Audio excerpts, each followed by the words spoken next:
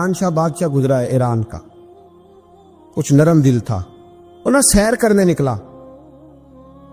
درمیان میں پل آتا تھا، ایک دریا تھا، اس کا پل تھا، پل کے اس پار جنگل تھا، سبزہ تھا، سیرگاہیں بنی ہوئی تھی۔ بادشاہ وہاں 2-4 دن رہنے کا ارادہ کیا۔ جب بادشاہ وہاں پہنچتا ہے نا مکران شاہ، تو اس نے دیکھا کہ وہاں 2-3 دن قیام کرنا ہے، جھیل ہے، سیرگاہ ہے، وہاں اس نے رکنے کا پروگرام بنا لیا۔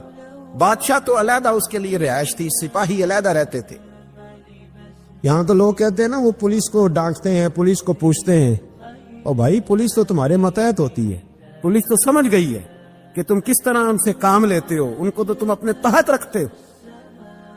پولیس والے علیحدہ رہتے تھے، اس کے ساتھ جو سپاہی گئے ہوئے تھے، گن مین گئے ہوئے تھے۔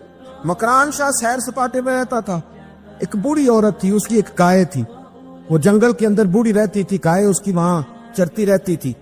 شام کو وہ گائے گھر لوٹتی، بوڑھی دودھ پی کے سو جاتی۔ سپاہی اس بوڑھی کے پاس آئے، کہنے لگے تیری گائے بڑی صحت مند ہے، ہمارے ہاتھ بیچ دے۔ بوڑھی نے کہا میرے بڑھاپے کا سہارا ہے، اس کا دودھ پی کے میں زندہ ہوں، بیچوں گی نہیں۔ وہی والا کام جو ہمارے ملک میں ہوتا ہے کہ قیمت کے ساتھ زمین دینی ہے کہ مفت دینی ہے۔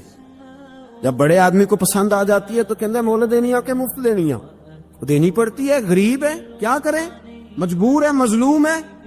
کہا بوڑھی عورت سے سپاہیوں نے بیچ دے، کہا نہیں، کہنے لگے نہیں بیچے گی تو ہم لے لیں گے۔ اس عورت کی گائے زبردستی سپاہی ذبح کر کے کھا گئے۔ بوڑھی نے بادشاہ تک پہنچنا چاہا لیکن اس کو پہنچنے نہ دیا گیا، منع کر دیا گیا، اس کی رسائی نہ ہو سکی، غریب عورت تھی۔ جس دن مکران شاہ واپس آ رہے تھے نا، سیر کر کے پل سے گزر رہے تھے، تو کسی نے بوڑھی سے کہا کہ بادشاہ گزرے گا۔ وہ چھپ کے پل پہ بیٹھ گئی، اور مکران شاہ جب پل سے گزرنے لگے تو بوڑھی آگے آئی اور اس کے گھوڑے کی لگام پکڑی۔ ایسا جملہ کہا کہ مکران شاہ چکرا کے زمین پہ گرا، اور بوڑھی کہنے لگی مکران شاہ تیرے سپاہی میری گائے ذبح کر کے کھا گئے ہیں، تو بتا اس کا حساب اس پل پہ کھڑے ہو کے دینا کہ پل صراط پہ دینا ہے؟ بتا یہاں کھڑے ہو کے دے گا کہ وہاں کھڑے ہو کے دے گا؟ بول، بتاؤ یہاں دینا ہے کہ وہاں دینا ہے؟ دینا تو پڑے گا، یہاں دو گے تو ہو سکتا ہے قیامت میں بچ جاؤ، اور اگر یہاں نہیں دو گے تو وہاں لٹکا دیے جاؤ گے، رسوا کیے جاؤ گے، پوچھا جائے گا۔ مکران شاہ چکرا کے گرا زمین پہ اور گر کے کہنے لگا بی بی میں وہاں حساب نہیں دے سکتا، دو دینا یہی لے لے، جو لینا یہی لے لے، آ جاؤ آ جاؤ، وقت ہے، گنجائش ہے، مہلت کے دنوں میں توبہ کر لو، پلٹ آؤ، اللہ کے حضور حاضر ہو جاؤ۔ حضرت ابی بن کعب رضی اللہ تعالیٰ عنہ نے امیر المومنین سیدنا فاروق اعظم پہ مقدمہ کر دیا۔ عدالت تھی، جج تھی حضرت زید بن ثابت۔ حضرت عمر پہنچے، حضرت زید بن ثابت اٹھ کے کھڑے ہوئے، جگہ خالی، کا امیر المومنین بیٹھ جائیے۔ آپ فرمانے لگے زید یہ تم نے ناانصافی کی، ہم دونوں آئے تھے مقدمہ لے کے، یا تو دونوں کے لیے جگہ بناتے، تم نے ٹھیک نہیں کیا۔ پھر بات ذرا آگے بڑھی، حضرت ابی بن کعب نے مطالبہ کیا کہ حضرت عمر فلاں بات پہ قسم اٹھائیں، تو حضرت زید بن ثابت جاج تھے، کہنے لگے آپ امیر المومنین سے یہ مطالبہ کر رہے ہیں؟ آپ اس مقدمے کا فیصلہ کر لیں، اس کے بعد میں آپ کو فارغ کر دوں گا۔ آپ مجھے امیر المومنین کہہ رہے ہیں، اور امیر المومنین کہہ کہ آپ یک طرفہ ہو رہے ہیں، اور جو آدمی انصاف لینے آپ کے دروازے پہ آیا ہوا ہے، اس ملک کا مسئلہ کیا ہے؟ اس ملک کا مسئلہ غریبی نہیں، میرے وطن کا مسئلہ یہ ہے کہ امیر غریب کے لیے قانون الگ الگ ہے۔ یہاں 11 سال 12 سال ایک شخص جیل میں رہ کے آتا ہے، لیکن بعد میں پتہ چلتا ہے وہ تو بے گناہ تھا، اس کے 11 سال کون واپس کرے گا؟ اس کے 20 سال زندگی کے جو سلاخوں کے پیچھے کٹ گئے کون واپس کرے گا؟ اور امیر آدمی وہ تو قبل از گرفتاری ضمانت کرا لیتا ہے، ان کے پاس تو بڑے بڑے ایشو ہیں، بڑے بڑے وکیل ہیں، بڑے بڑے ڈاکٹروں کی ان کے پاس رپورٹیں ہیں، وہ تو سارا کچھ کر سکتے ہیں، کوئی ہے ہی نہیں ان کو روکنے والا۔ میرے عزیزو آپ سمجھے میری بات کو۔ حضرت عمر فاروق فرمانے لگے یہ فیصلہ کر لے، اس لیے کہ حضرت عمر اگر صرف اپنا سوچتے تو نظریہ نہیں بچتا تھا۔ جناب عمر رضی اللہ تعالیٰ عنہ نے نا صرف اپنا نہیں سوچا، انہوں نے کہا کہ سچ کو فروغ دیا جائے، ذات سے نکلا جائے۔ آپ فرمانے لگے تو نا عمر کو کسی اونچی اڑان میں مبتلا نہ کر. عمر کو پتا ہے عمر کیا ہے, اسے وہ دور یاد ہے جب وہ اونٹ چلایا کرتا. لہذا میرے لیے وہی فیصلہ کر جو فیصلہ کرنے کا طریقہ قرآن و سنت نے ہمیں عطا فرمایا ہے. آپ نکلیں ذرا ذات پات کے چنگل سے. یہ جو بت پال لیے نا, اقبال کہتے ہیں اگرچہ بت ہے جماعت کی آستینوں میں, جماعتوں کے بت تو نہ بناؤ, تنظیموں کو بت تو نہ بناؤ, آپ برادری کو بت تو نہ بناؤ, آپ رنگ نسل کو بت تو نہ بناؤ. اگرچہ بت ہیں جماعت کی آستینوں میں, پر مجھے ہے حکم اعزاں لا الہ الا, یہ ٹوٹ جائیں گے لا الہ الا اللہ کی ضرب سے. وسیع الظرف, وسیع المزاج بنے, وسیع المشرب بنے. آپ کبھی بھی سوچوں کو اتنا محدود نہ کریں کہ آپ کسی ایک ابہام کا شکار ہو کے ہی ساری زندگی گزار دیں. کیا مسئلہ تھا عرب کے لوگوں کو؟ مسئلہ کیا تھا؟ صرف اتنا. ایک عجیب روایت ہمیں ملتی ہے سیرت کی کتابوں میں. میرے نبی پاک صلی اللہ تعالی علیہ وسلم نا رات کے وقت پہاڑ کی چوٹی پہ بیٹھ کے قرآن پاک کی تلاوت کرتے تھے. حضور نا رات کے وقت قرآن پاک کی تلاوت کر رہے تھے, نبی کریم تلاوت کر رہے تھے. اور جب یاسین والے نبی خود یاسین پڑھے, والضحا والے محبوب جب خود والضحا کی تلاوت کرے, مدثر والے محبوب جب خود مدثر پڑھے, تو انداز ہی نرالو. حضور قرآن پاک کی تلاوت کر رہے تھے تو اس تلاوت کی نا آواز گونجی. کہاں تک پہنچی؟ ابو جال بھی کسی جھاڑی میں چھپ کے حضور کا قرآن سننے لگا. سریلی اتنی تھی, اس میں لطف اتنا تھا. ابو سفیان بھی آ گئے, کسی جھاڑی میں چھپ کے قرآن سننے لگے. اخنس بن شریک بھی آ گیا. تھوڑا نہیں سنا, ساری رات ہی حضور کی تلاوت سنتے رہے, ساری رات تلاوت سنتے. پر کہاں چین لینے دے حضور کی میٹھی آواز, کہاں چین لینے دے حضور کی میٹھی آواز. تینوں پھر اٹھ گئے. کئی دن آتے رہے. ایک دن طے ہوا کہ آج کے بعد بالکل نہیں آنا, جو آئے گا سزا ملے گی. ہو گئی بات طے. اخنس بن شریک کہتے ہیں میں سویرے ابو جہل کے گھر گیا. میں نے کہا سن, ایک دن نہیں کئی راتیں تو نے بھی سنا, میں نے بھی سنا.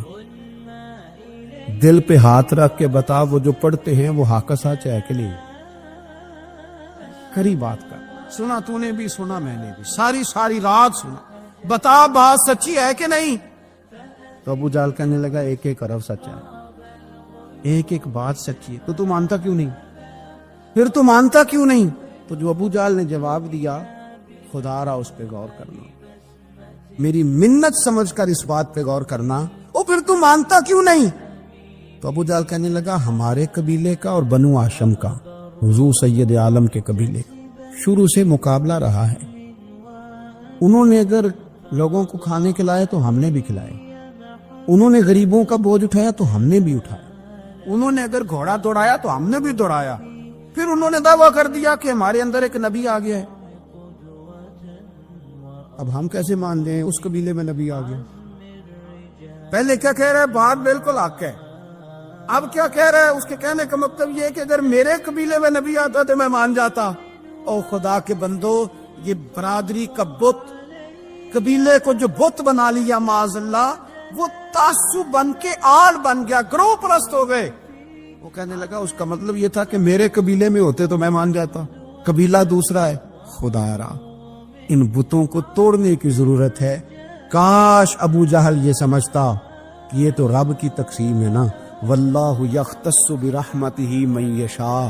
وہ کہتا ہے میں جس کو چاہتا ہوں اپنے فضل سے اپنا خاص بنا لیا کرتا.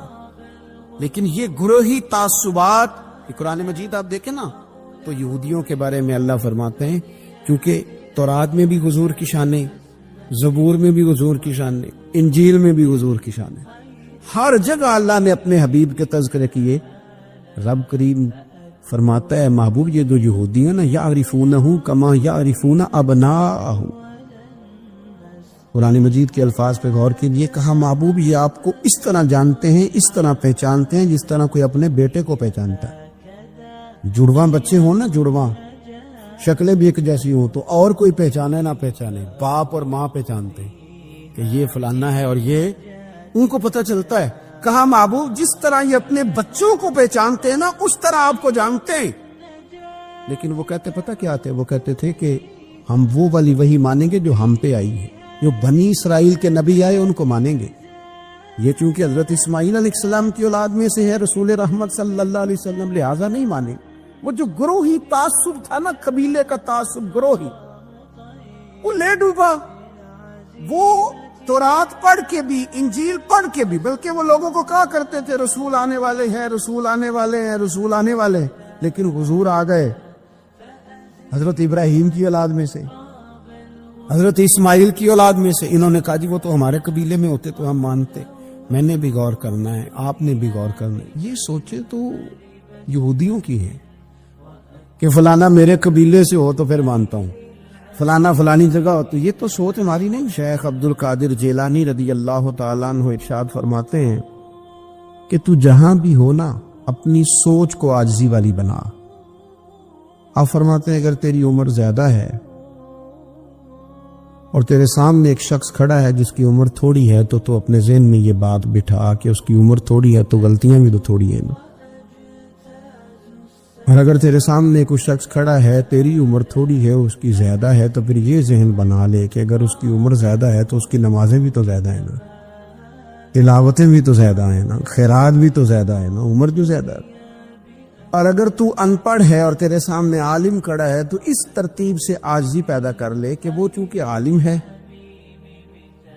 تو میں تو بہت سارے کام اپنی جہالت کی وجہ سے غلط کر لیتا ہوں، لیکن وہ عالم ہے تو اپنے علم کی بنیاد پر یقیناً وہ مجھ سے زیادہ خیر کٹھی کر رہا. اور اگر تو عالم ہے اور تیرے سامنے جاہل کھڑا ہے تو پھر بھی تو اپنی طبیعت میں عاجزی لا، اور تو یہ ذہن بنا کہ وہ اگر کوئی غلطی کرے گا بھی تو اپنی جہالت کی وجہ سے کرے گا. تو مجھے تو پتہ ہے سارا، ایسا نہ ہو کہ میرا گناہ ڈبل لکھ دیا جائے.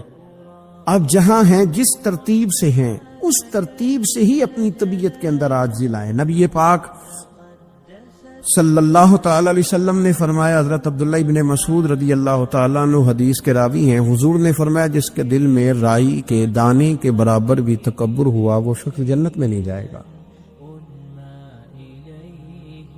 تو عرض کی یا رسول اللہ صلی اللہ علیہ وسلم، ایک آدمی اچھا لباس پہنتا ہے، اچھا بن کے رہنا چاہتا ہے، صاف ستھرا بن کے رہنا چاہتا ہے، کیا یہ بھی تکبر ہے؟ سرکار نے فرمایا نہیں، اللہ تو خوبصورت ہے، خوبصورتی کو تو پسند فرماتا ہے. تو یا رسول اللہ صلی اللہ علیہ وسلم پھر تقسیم کس طرح کریں؟ تکبر کے مفہوم کو کیسے سمجھیں؟ تو دو باتیں نبی پاک علیہ السلام نے ارشاد فرمائی. سارے عنوان کو ان دو باتوں میں سمجھا جا سکتا ہے. محبوب فرمانے لگے تکبر تو یہ ہے کہ بندہ حق قبول نہ کرے اور دوسرے بندوں کو اپنوں سے حقیر سمجھے. اگر تیرا کوئی بھی کمال قبول حق میں رکاوٹ بن گیا تب تو متکبر ہے، اور اگر کسی بھی مقام پر جا کر تو کسی کو حقیر سمجھنے لگ گیا پھر تو متکبر ہے. ورنہ اچھا لباس پہننے سے بندہ متکبر نہیں ہوتا، اچھی گاڑی میں بیٹھنے سے بندہ متکبر نہیں ہوتا، اچھے گھر میں رہنے سے بندہ متکبر. بلکہ حضرت باجید بستامی رحمت اللہ علیہ تو یہاں تک فرماتے ہیں کہ میں نے بہت بڑے بڑے مکانوں میں درویش بستے دیکھے اور میں نے بڑے بڑے جبوں کے اندر تکبر کو ملاحظہ کیا، غرور دیکھا میں نے وہاں. عزیز دوستو، اپنے ذہنی سطح اس طرح کی بنائی جائے کہ مزاجوں میں ٹھہراؤ رہے، طبیعتوں میں. ہمیں نا دو تین چیزیں بڑا پریشان کرتی ہیں. بعض لوگ ایسے ہیں جو کسی بڑی برادری میں جس کو وہ بڑا سمجھتے ہیں، باقی تو اللہ کو پتہ ہے نا بڑا کون ہے. کسی بڑے قبیلے میں جس کو دنیا میں بڑا گردانا جاتا ہے، اس میں اگر وہ پیدا. امام اعظم ابو حنیفہ رحمۃ اللہ علیہ گزر رہے تھے تو بارش ہو گئی تھی اور کوفہ میں کیچڑ تھا، تو آپ نے جو جوتے پہنے ہوئے تھے ان جوتوں سے چلتے ہوئے نا آپ کے پاؤں سے کچھ مٹی اڑی، تو سامنے ایک یہودی تھا. اب اس زمانے میں دیواریں کچی ہوتی تھی، اس کے دیوار پر جا کے وہ مٹی جو تھی وہ لگ گئی. اب امام صاحب بڑے پریشان ہوئے کہ میں نے اس کی دیوار کو آلودہ کر دیا. یہاں تو لوگ اپنی اینٹیں رکھتے رکھتے کئیوں کی دیواریں توڑ ہی دیتے ہیں، اور پھر وہ اس پر ماننے کو بھی تیار نہیں ہوتے، تسلیم کرنے کو بھی تیار نہیں ہوتے.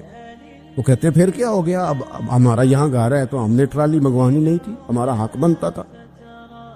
امام صاحب کے پیروں سے ذرا کیچڑ اڑا یہودی کی دیوار پہ لگا، اس کی کچی دیوار تھی. امام صاحب پریشان ہو گئے، سوچنے لگے کہ اگر میں دیوار سے یہ کیچڑ اتارتا نہیں تو یہ بھی زیادتی ہے، میں نے اس کی دیوار کو گدلا کر دیا، اور اگر میں اتارتا ہوں تو کچھ مٹی اس کی دیوار کی بھی اتر جائے گی، کچی دیوار ہے، یہ بھی زیادتی ہے. مومن گناہ کو پہاڑ کی طرح سمجھتا ہے کہ کہیں گر نہ جائے، اس کی بھی کہیں سزا نہ مل جائے. امام صاحب نے اس کے دروازے پہ دستک دی، وہ باہر آیا تو اتفاق سے وہ آپ کا مقروض بھی تھا، اس نے پیسے دینے تھے. باہر نکلتے ہی کہنے لگا اوہو آپ تو قرض لینے آ گئے، میرے پاس تو ابھی گنجائش نہیں ادا کرنے کی. تو امام صاحب کہنے لگے تو قرض چھوڑ، وہ میں نے معاف کیا، میرے سے غلطی ہو گئی ہے. میں آ رہا تھا، لکڑی کے جوتے اس زمانے میں کھڑاؤں لوگوں نے پہنے ہوتے تھے، کہا وہ میرے پیروں سے ذرا کیچڑ اڑا ہے، تیری دیوار پہ لگ گیا ہے. اب میں بڑی دیر سے کھڑا سوچ رہا ہوں کہ اگر میں تیری دیوار صاف نہ کروں تو میں نے یہ میلی کر دی، گدلی کر دی، یہ بھی بات درست نہیں ہے، زیادتی. اور اگر میں اسے صاف کرتا ہوں کچی دیوار سے کچھ مٹی اتر جائے گی تو یہ بھی زیادتی ہے. اب تو بتا میں کیا کروں؟ تو بے موسمہ پھل تھا نا یہ، تو بے موسمہ پھل دیکھ کے بندہ حیران ہو جاتا ہے. جو باتیں روٹین میں نہ ہو رہی ہوں وہ ذرا انوکھی لگتی ہے، بندہ حیران ہو گیا. غور سے امام صاحب کا چہرہ دیکھنے لگا، غور سے چہرہ دیکھنے لگا. پھر تھوڑی دیر سوچنے کے بعد کہنے لگا حضور پہلے میں نے دین اسلام کے بارے میں پڑھا اور سنا تھا، آج میں نے دین دیکھا ہے. پہلے میں نے سنا تھا کہ دین اسلام اس طرح کا ہے، آج میں نے دین. ہم نہ پوری دنیا کے کافروں کو دین سنانا چاہتے ہیں، دکھانا نہیں چاہتے. ہم نیک نظر آنا چاہتے ہیں، نیک بننا نہیں چاہتے. ہم نیک نظر آنا چاہتے. نتیجہ کیا نکلتا ہے کہ کچھ عرصے کے بعد پتہ چل جاتا ہے بندہ کس لیول کا نیک ہے، کیا معیار ہے اس کی نیکیوں کا. کہنے لگا حضور پہلے میں نے دین سنا تھا، آج دیکھا ہے. آپ وہ مٹی کی دیوار پر جو کیچڑ لگ گیا ہے، دیوار کو بعد میں صاف کیجئے گا، پہلے کلمہ پڑھائیں تاکہ میرے اندر کا کفر صاف ہو جائے، مجھے مسلمان کر دے. جب بندہ بہت زیادہ غافل ہو جاتا ہے پھر اعلانیہ گناہ کرنے لگتا ہے. ایک گناہ پھر اس کا اظہار گناہ. ایک بندہ حدیث پاک میں آتا ہے، ایک بندہ رات کو کوئی غلطی کرتا ہے، اللہ تعالیٰ اس پہ پردہ ڈال دیتا ہے، لیکن وہ سویرے خود لوگوں کو بتاتا پھرتا ہے میں نے یہ کیا، میں نے یہ کیا. جب آپ اظہار گناہ کرتے ہیں نا تو سامنے والا بھی دلیر ہوتا ہے، کہتا ہے اس نے کیا میں کر لوں گا، تو پھر کیا ہوا. ہمارے علماء نے لکھا ہے کسی کی نماز قضا ہو جائے تو کسی کو بتائے نہ، قضا پڑھ ڈالے، اس کا جگہ جگہ ذکر نہ کرے. جب آپ کہیں گے نا میری قضا ہو گئی تو آپ کے ساتھ رہنے والا بچہ دوست سمجھے گا یار اس کی قضا ہو گئی ہے تو میری بھی ہو جائے گی تو کیا ہو. گناہ کرنا بھی گناہ ہے اور گناہ کا اظہار بھی گناہ ہے. نبی اکرم صلی اللہ تعالی علیہ وآلہ وسلم نے ارشاد فرمایا میری ساری امت کو معافی مل جائے گی سوائے ان لوگوں کے جو اعلانیہ گناہ کرتے ہیں. یہ بخاری مسلم دونوں میں حدیث موجود ہے. جو اعلانیہ گناہ، جنہوں نے خود ساری دنیا کو گواہ بنا لیا، میں نے یہ بھی جرم کیا، یہ بھی کیا، یہ بھی کیا، یہ بھی کیا. خود انہوں نے لوگوں کے بہت بڑے غافل آدمی کی علامت ہے کہ گناہ کرے اور پھر اوپر سے اعلانیہ گناہ کرے، اتنا بڑا جرم کرے. پھر اگر ہم دیکھنا چاہیں کہ ہم غافل تو نہیں، تو غافل بندے کی چوتھی علامت یہ ہوتی ہے کہ وہ فضول کاموں میں وقت بڑا ضائع کرتا ہے. فضولیات میں ادھر بیٹھے ہیں ادھر بیٹھے ہیں، یہاں گپ شپ ہو رہی ہے، وہاں موبائل دیکھا جا رہا ہے. پھر کچھ ٹائم ملا ہے تو پھر کہیں دور دراز کسی ہوٹل پہ کھانا کھانے چلے گئے. پھر کچھ ٹائم ملا تو چلو نکلتے ہیں ذرا کوئی ہفتہ سیر کر آتے، یہاں گپ شپ ہے، فلاں کو ڈسکس کر لیتے ہیں، فلاں کے بارے میں بات کر لیتے ہیں، سیاسی تبصرے کر لیتے ہیں. یہ تھوڑی گفتگو ہو جاتی، چلے محلے داروں پہ تبصرہ شروع کرتے ہیں، کون روٹی زیادہ کھا رہا ہے اور کس کے پاس پیسے زیادہ آ گئے، چلو جا کے پتہ کرتے ہیں. حالانکہ یہ پتہ نہیں کرنا چاہیے تھا، پتہ تو اس کا کرنا چاہیے تھا جو بیچارہ کل سے بھوکا ہے. خبر تو اس کی رکھنی چاہیے تھی جس بیچارے کے گھر میں بچوں کے لیے پہننے کو کپڑے موجود نہیں ہیں. اس پر تبصرہ یہ کرتے ہیں کہ یہ محنت کیوں نہیں کرتے. اور اگر کسی پر اللہ عطا کر دے پھر حساب ضرور لگاتے ہیں کہ ذرا معلومات کرو یہ اتنی جلدی آگے کیسے نکل گئی. غافل بندے کی علامت ہے وقت کا ضائع کرنا. اور فضول کاموں میں ضائع کرنا اور بلا وجہ ضائع اور ایسے سوالات کرنا جن کی ضرورت ہی کوئی نہیں، بالکل ضرورت ہی نہیں، کوئی مطلب بھی نہیں، لیکن ہم لوگ وقت ضائع، یہ غفلت کی علامت، غفلت۔ اللہ والوں کی علامت کیا تھی؟ ایک بات انہوں نے زندگی میں لے لی، سیکھ لی، پھر ساری زندگی اسی پہ گزار دی۔ ان کا ارادہ تھا نا کشکول سیدھا کیا۔ کچھ لوگ ساری زندگی لیکچر قبول لے لے کے سن کے پھر بھی سمجھنے کو تیار، یہ غافل دل کی علامت ہے۔ اس لیے نبی پاک صلی اللہ تعالی علیہ وسلم نے فرمایا دو نعمتیں ایسی ہیں جن میں اکثر لوگ غفلت میں ہیں، ایک صحت اور دوسری فراغت۔ لوگ بلا وجہ وقت ضائع کرتے ہیں۔ اللہ نے صحت دی ہے، کسی خیر کے کام میں لگائیں۔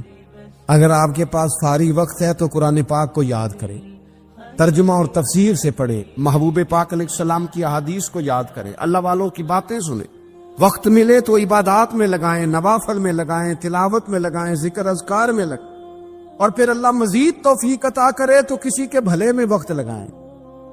گلی سے کوئی کانٹا اٹھائیں، کوئی روڑا اٹھائیں، کوئی کسی کی مدد کرے، لیکن یہ غافل ہونے کی علامت ہے کہ اپنے وقت کو ضائع کرنا۔ اور پھر اسی طرح غفلت کی پانچویں علامت یہ ہے کہ اگر بندے کو دنیا سے پورا پیار ہو جائے، یعنی شب قدر میں بھی آ کے کہتا ہے یا اللہ کبھی پیسے دے دینا، شب برات والے دن بھی کہتا ہے کہ مالک اگر کبھی کوئی ایسا سبب لگ جائے نا، یعنی بیت اللہ شریف کے سامنے کھڑے ہو کے بھی اگر اس نے مال ہی مانگنا ہے، وہاں بھی اس نے یہی سوال کرنا ہے، حب پہ دنیا اتنی غالب آ جائے، تو یہ غافل ہونے کی علامت۔ دنیا ضرورت ہے، مقصد نہیں ہے، دنیا کی حاجت ہے، مقصد نہیں ہے، یہ مقصود نہیں۔ اور جب لوگ فقط دنیا کے مال کو، دولت کو، نبی پاک علیہ السلام نے فرمایا وہ لعنتی ہے جو درہم اور دینار کا بندہ بن گیا ہے، پیسوں کا بندہ بن گیا ہے، مل جائے تو خوش ہوتا ہے، نہ ملے تو تکلیف میں آ جاتا ہے۔ یہ غافل بندے کی علامت۔ مومن تو وہ ہوتا ہے کہ دولت رزق حلال ضرور کماتا ہے تاکہ کسی کے آگے ہاتھ نہ پھیلانا پڑے، کوشش ضرور کرتا ہے، پر دنیا کو جیب میں جگہ دیتا ہے، دل میں نہیں دیتا۔ اس کی جگہ جہاں ہے اسے وہاں رکھتا ہے، اسے دل میں جگہ، دل تو ایک ہے، اس میں رب رسول کو بسائیں گے یا کسی اور کو بسائیں گے؟ تو حب دنیا یہ غافل ہونے کی بہت بڑی علامت ہے۔ پھر اسی طرح جو بندہ رب کریم کو جانتا نہیں نا، وہ بھی غافل ہو جاتا ہے۔ ایک تو جو یہ نہیں نہ جانتا کہ رب کریم سزا دے گا، مجھے دیکھ رہا ہے، اسے نہ اونگ آتی ہے نہ نیند آتی ہے، جو اس کی معرفت نہیں رکھتا کہ میرا رب ہر وقت مجھے دیکھ رہا ہے، وہ بھی غافل ہو جاتا ہے۔ جسے پتا ہونا کو مجھے دیکھ رہا ہے وہ غافل نہیں ہوتا۔ اور جو یہ سمجھ لیتا ہے نا کہ شاید معاذ اللہ ثم اس یقین کو پکا نہیں کرتا، وہ غافل ہو جاتا ہے۔ اور ایک جو یہ نہیں نہ جانتا کہ رب مہربان کتنا ہے، وہ بھی غافل ہو جاتا ہے۔ مجھے بتائیے سب سے زیادہ تو بندہ اس کے دروازے پہ جاتا ہے نا جو سب سے زیادہ مہربانی کرنے والا ہو، اس دروازے سے بندہ اٹھتا ہی نہیں۔ تو جس کو یہ یقین ہو جائے نا سب سے زیادہ کرم فرمانے والی ذات اللہ رسول کی ہے، وہ کبھی رب رسول سے غافل نہیں ہوتا، وہ کبھی اللہ رسول کا دروازہ چھوڑ کے نہیں جاتا، وہ کبھی کسی اور جگہ جا کے پناہ تلاش نہیں کرتا۔ جسے پتہ چل جائے نا وہ کریم کتنا ہے، مہربان کتنا۔ ملا رومی رحمت اللہ علیہ فرماتے ہیں بہت بڑا مجرم تھا ایک بندہ، بہت بڑا گناہگار تھا، بت کو پوجتا تھا، تھک گیا، ساری رات بت کے سامنے کھڑا تھا، معاذ اللہ یا صنم یا صنم یا صنم کہتے، تھک گیا، نیند آ گئی، اونگ آ گئی۔ جب پوری طرح نیند آ گئی اور دماغ پہ نیند قبضہ کرنے لگی تو اس کے منہ سے نکل گیا، صنم صنم کہہ رہا تھا نا، نکل گیا یا صمد، او بے نیاز مالک۔ رب کریم نے فرشتوں سے فرمایا دوڑ کے جاؤ، جو کہتا ہے اسے دے دو۔ فرشتے کہنے لگے مالک تو بت کو پکار رہا تھا، اس نے تو غلطی سے نام لیا ہے، فرمایا مجھے نہیں پتا، لیکن دیکھو نا اس نے مجھے پکارا تو ہے نا، کتنی دیر سے جھوٹے کو پکار رہا تھا، اس کا معاملہ حل نہیں ہوا، اب اگر سچے کو پکارنے پہ بھی حل نہ ہوا تو فرق کیا رہ جائے گا؟ دے دو جو مانگتا ہے، دے دو۔ میرے دوست گھر پتہ چل جائے وہ کریم کتنا ہے، وہ مہربان کتنا ہے۔ میرے رسول پاک علیہ الصلوۃ والسلام نے تو فرمایا تیری آنکھ سے اگر اس کے خوف سے اتنا آنسو بھی نکل گیا جتنا مچھر کا پر ہوتا ہے، تو جس طرح بھینس کے تھنوں سے نکلا ہوا دودھ واپس تھنوں میں نہیں نہ جاتا، جو اتنا بھی روئے نہ روئے اللہ کے خوف سے، وہ بندہ دوزخ میں نہیں جائے گا۔ تھوڑی دیر کے لیے ڈر جائے اپنے رب سے، آئے تو صحیح۔ عدم معرفت غفلت پیدا کرتی ہے، تو آ تو صحیح، وہ تو کریم ہی بڑا ہے، وہ تو مہربان ہی بڑا ہے۔ حضرت زنیرہ رضی اللہ تعالی عنہ حضور کی صحابیاں ہیں۔ ایام جو مکے کے تھے مسلمانوں پر بڑی آزمائش کے تھے، انہیں بڑا مارا کفار نے، اتنا مارا کہ ان کی بینائی چلی گئی، نظر آنا بند ہو گیا۔ کافروں کی عورتوں نے تانا دیا کہ تو نے ہمارے بت چھوڑے ہیں نا، تو دیکھنا تیری بینائی چلی گئی۔ تو جناب زنیرہ اللہ پہ بھروسہ، توکل، معرفت الہی کا جذبہ، اٹھ کے کھڑی ہو کہنے لگی چپ کرو، تمہارے جھوٹے بت کیا کر سکتے ہیں، میرا رب چاہے تو صبح جب میں اٹھوں تو میری آنکھیں روشن ہوں، اگر کریم کرم کر دے۔ لوگ کہتے واقعی ایسا ہوا، جب وہ سویرے اٹھی تو اللہ نے ان کی روشنی واپس کر دی۔ تجھے پتہ چل جانا وہ مہربان کتنا ہے۔ وہ ایک بزرگ تھے تو ان سے کسی نے کہہ دیا کہ اگر آپ کا حساب آپ کے ماں باپ کے ذمہ ہو جائے تو پھر کیسا، پوچھنے کے لیے قیامت میں اگر ماں باپ حساب لیں تو پھر کیسا۔ تو بڑے سیانے لوگ تھے جو دل والے تھے، کہنے لگے نہیں، رب کریم ہی ٹھیک ہے، اس لیے کہ وہ ماں باپ سے کہیں بڑھ کر پیار کرنے والا۔ اگر یہ معرفت مل جائے وہ کریم کتنا ہے، اور جب بندہ پوری طرح اس کی بارگاہ میں آ کے تڑپ جاتا ہے نا، مولا میں جاؤں کدھر، تیرا دروازہ چھوڑ کے جاؤں کدھر۔ اقبال کہتے ہیں وہ ایک سجدہ جسے تو گراں سمجھتا ہے، 1000 سجدوں سے دیتا ہے آدمی کو نجات۔ تجھے جگہ جگہ جھکنا نہیں پڑے گا اگر تو صحیح معنوں میں اپنے رب کی بارگاہ میں جھک جائے۔ تو میرے عزیز کوشش کریں کہ اس کی معرفت، اس کا کرم، اس کی عطا، اور اللہ تبارک و تعالیٰ کے حاضر و ناظر ہونے پر عین الیقین، حق الیقین حاصل کریں۔ اور پھر کہ غافل لوگوں کی صحبت بھی بندے کو غافل کر دیتی، غافلوں کی صحبت میں نہ بیٹھے، ان کی صحبت میں بیٹھے ان کے پاس بیٹھنے سے دل میں رب رسول کی محبت پیدا ہوتی۔ غافلوں سے بچیں، چنگیاں دے لڑ لگی ساں تے چولی چ پھل پئے، جدوں میں پیڑیاں دے سنگ رل گئی تے میرے اگلے بھی ڈول گئے۔ برے آدمی کی صحبت بندے کو غافل کر دیتے، غافلوں کی صحبت میں کبھی نہ بیٹھے، کبھی نہیں۔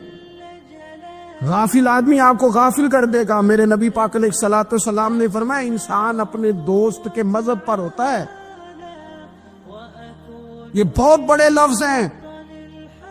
فرمایا المرء علی دین خلیلہ، انسان اپنے دوست کے مذہب پر ہوتا ہے۔ تو دیکھ تو نے دوست کس کو بنایا، جو تیرے دوست کا مذہب ہوگا وہی تیرا ہو جائے گا۔ ہم نے دوست بنایا نا غوث پاک جیلانی کو، ہم نے یاری لگائی ہے نا داتا علی اجمیری سے، ہماری نسبت ہے نا معین الدین اجمیری سے، ہمارا تعلق ہے نا بہاؤالدین زکریا ملتانی سے، ہمارا رشتہ ہے نا حضرت مجدد الفسانی سے، ہم ماننے والے ہیں نا اعلیٰ حضرت بریلوی کے، ہمارا تعلق ہے کبھی جماعت علی سے کبھی مہر علی سے، ہمارا ان سے تعلق ہے تو صبح شام ہماری زبان پہ رہتا ہے بلغ العلا بکمالہ کشفت دجا بجمالہ حسنت جمیع خصالہ صلو علیہ وآلہ۔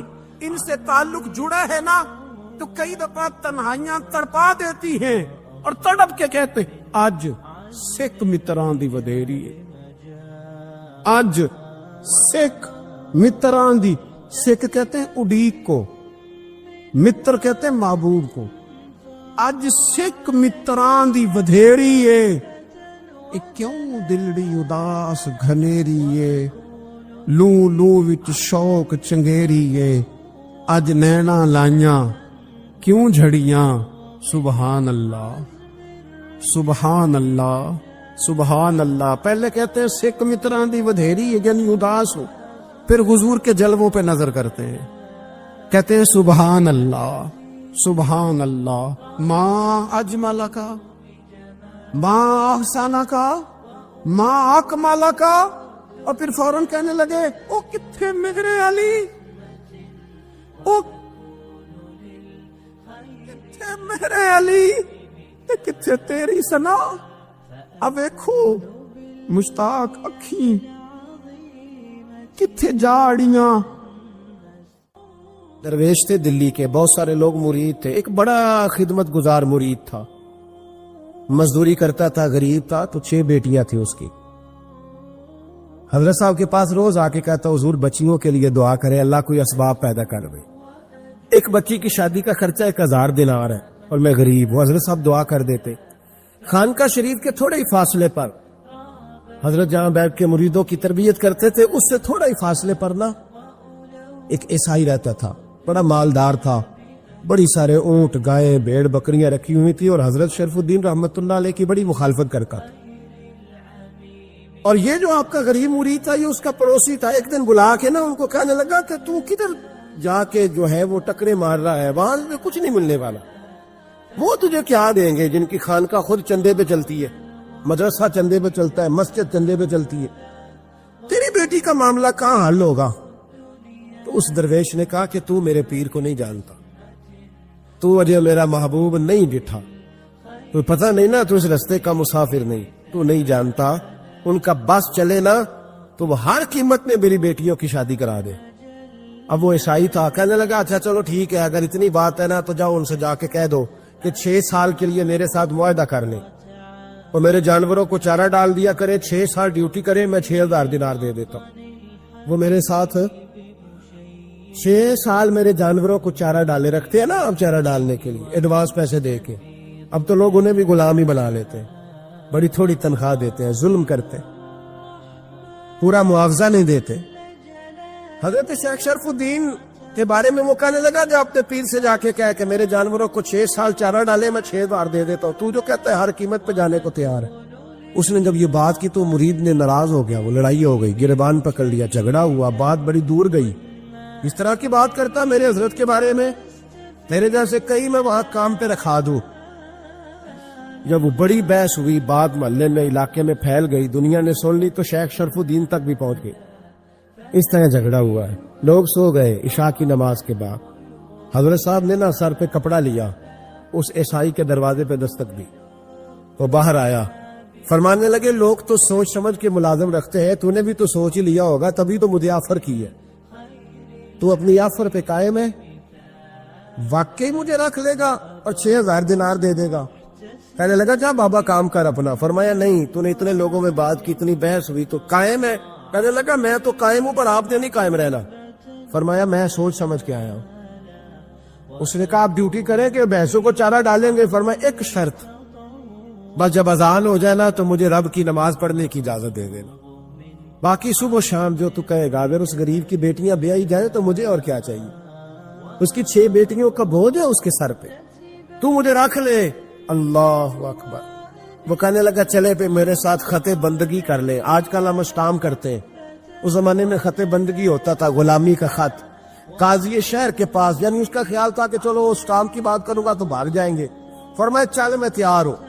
قاضی تک گئے، طے ہو گیا، 6000 دینار دے دیے۔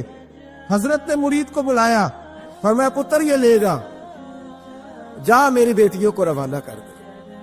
کہنے لگا حضور یہ کیا کر رہے ہو آپ، کچھ سوچیں۔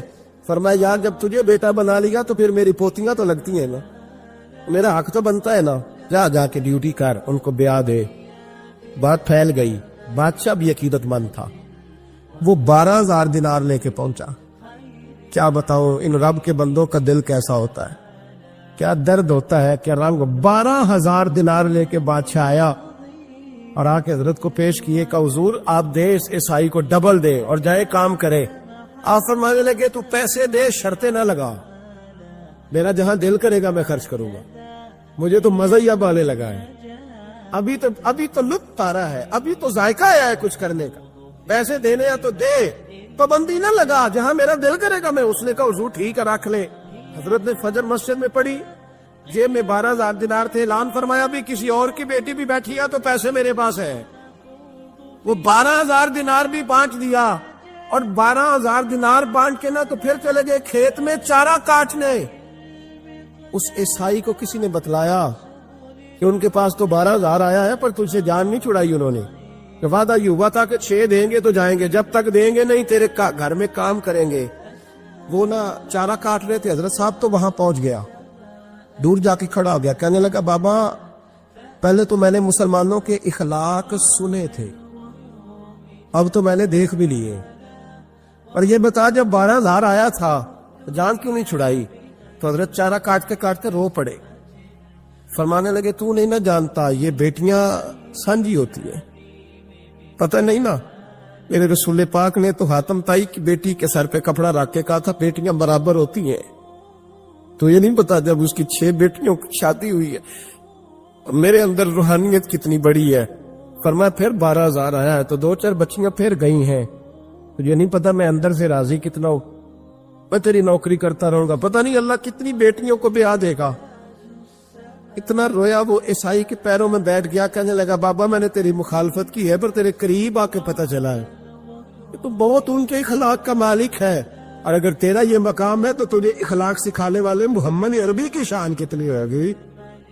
हजरत आयशा सिद्दीका रदी अल्लाह ताला अन्हा फरमाती हैं एक औरत थी और उसे नबी पाक सल्लल्लाहु ताला अलैहि वसल्लम ने ना वो कलमा पढ़ के मुसलमान हुई, मदीना तैयबा आ गई तो हुजूर ने मस्जिद नबवी शरीफ में उसके लिए मकान, एक सादा सा कमरा साथ मस्जिद के बनवा दिया, वहीं रहने लगी। अक्सर वो सैयदा तैयबा के पास आती तो हजरत आयशा सिद्दीका रदी अल्लाह ताला अन्हा फरमाती हैं वो बड़ी बातें सुनाती और आखिर में कहती वो हार वाला दिन भी बड़ा अजीब दिन था, और मेरे रब की कुदरतों का दिन था, वो भी बड़ा अजीब दिन था। सैयदा आयशा सिद्दीका रदी अल्लाह ताला अन्हा एक दिन फरमाने लगी कि तू हार वाले दिन का बड़ा जिक्र करती है, वो क्या दिन था? तो खातून कहने लगी अम्मा जी वो दिन था जब मेरे रब पर भरोसा और मजबूत हो गया, जिस दिन मेरा अपने रब पर तवक्कुल और बढ़ा, मेरे ईमान में यकीन में और पुख्तगी आई। कहने लगी मैं एक घर की कनीज थी, नौकरानी थी, उस घर में एक बच्ची थी जिसके पास सोने चांदी हीरे जवाहरात का हार था। उस जमाने में ना चमड़े के ऊपर लोग हीरे जवाहरात लगाते थे, कई दफा सुर्ख रंग के चमड़े पे लगाए जाते थे। वो बच्ची पहनती थी तो कहती है वो बच्ची के उसने उतार के रखा या उससे गिरा वो हार, तो चील उसे उठा के ले गई गोश्त समझ के, और मेरे सामने उठा के ले गई। घर वालों ने मुझसे पूछा, ये बुखारी में मौजूद है, घर वालों ने पूछा मुझसे कि वो हार कहाँ है, तो मैंने कहा चील उठा के ले गई। घर में कुछ चोरी हो जाए तो सबसे पहला इल्जाम किस पे लगता है? मुलाजमीन पे। कहते उन्होंने मुझे बड़ा मारा, बड़ी तकलीफ थी, हत्ता कि मेरी शर्मगाह तक की तलाशी, मेरी इज्जत इतनी खराब की मैं बता नहीं सकती। मैंने अपनी जिंदगी में एक वाकया देखा, एक अमीर घर में चोरी हो गई, मुलाजिम को इतना मारा कि वो चारपाई पे पड़ गया। पुलिस वालों से इतनी मार परवाई गई कि वो बेचारा चारपाई पे पड़ गया, और फिर वो इतना बीमार हुआ, और कुछ दिनों के बाद पता चल गया कि चोर तो अपना बेटा है उनका। फिर उसका इंतकाल हो गया। अब वो सेठ साहब और घर वाले आके ना मरने वाले के कान में माफिया मांग रहे हैं, कान में। तो मैंने उनसे फिर कहा था कि ये तो अब चला गया है, तुम्हारा जोर चलता था ना, तो तुमने कानून खरीदा और तुमने इसे जितना हो सका तुमने इसे मार पड़वाई। तुम्हारे पास जो अदालतें थी तुमने वहां कार्रवाई की, अब एक अदालत कयामत के दिन लगेगी। ये कमजोर था ना, कुछ कर नहीं सका। मेरे नबी पाक सल्लल्लाहु अलैहि वसल्लम ने फरमाया सुन लो, अगर सींग वाली बकरी ने बगैर सींग वाली बकरी को तकलीफ दी होगी ना तो कयामत के दिन उसे भी बदला देना पड़ेगा कि तेरे पास सींग थे और तूने इसे मारा था। वो खातून अर्ज करती है सैयदा आयशा की खिदमत में कि मुझे बड़ा मारा, मुझे तकलीफ दी। मैं कह रही थी कि मेरे सामने चील ले गई है, पर वो नहीं मान रहे थे। अम्मा जी उन्होंने मुझे बड़ा मारा।